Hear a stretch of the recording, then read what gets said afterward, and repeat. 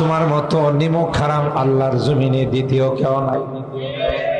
স্বামীর খাও, স্বামীর পড়াও, স্বামীর সবকিছু খরচ করো। জানো তোমার স্বামী কত কষ্ট করে তোমাকে একটু সুখে রাখার জন্য, তোমাকে একটু ভালো রাখার জন্য, তোমার সন্তানগুলো যেন ভালো থাকে। তাই সৌদি আরবের মতো রাষ্ট্রে দুপুরবেলা রৌদ্রে পড়ে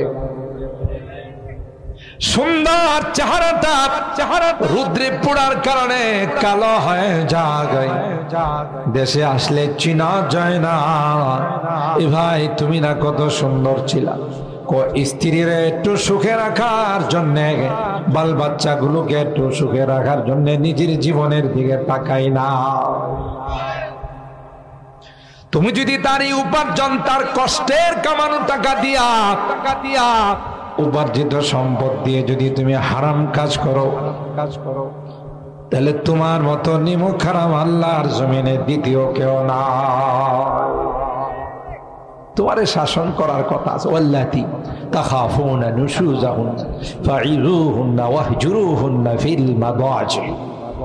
কোরআনে আল্লাহ বলেন এই জাতীয় যদি নষ্টা হয়, বুঝেন না, যার এক বেড়ায় হয় না কয়েক বেড়া লাগে, এটা কি ভালো না নষ্টা? এটা কি চরিত্রওয়ালী না চরিত্রহীন? চরিত্রহীন। এর ঘরে যে সন্তান হবে এটা আরো বড় চরিত্রহীন হবে। কথা কয় না। যারা জেনা করে প্রেমের মধ্যে পড়ে অবৈধ সম্পর্ক করে, হাদিসের মধ্যে কয় কিয়ামতের কঠিন ময়দানে তাদের লজ্জাস্থানে বিষাক্ত সাপগুলো কামড়াইব। আরো আসতে নাউজুবিল্লাহ।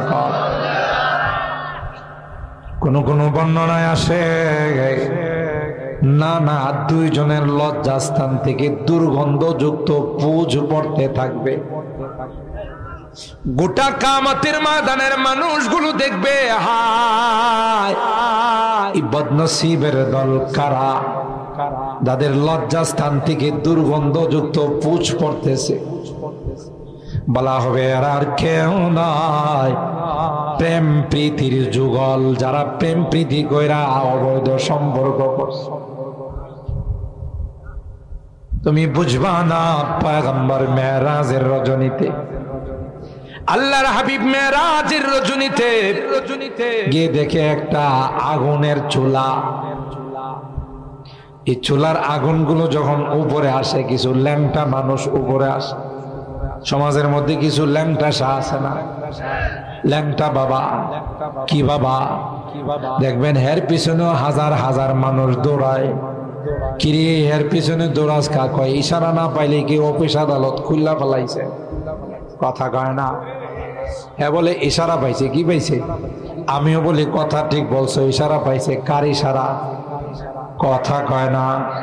ইবলিসের ইশারা, ইবলিসকে খুল্লা ফেলা। কথা কয় না। আল্লাহর হাবিব দেখেন কুয়ার মধ্যে কিছু ল্যাংটা পুরুষ আর নারী, এরা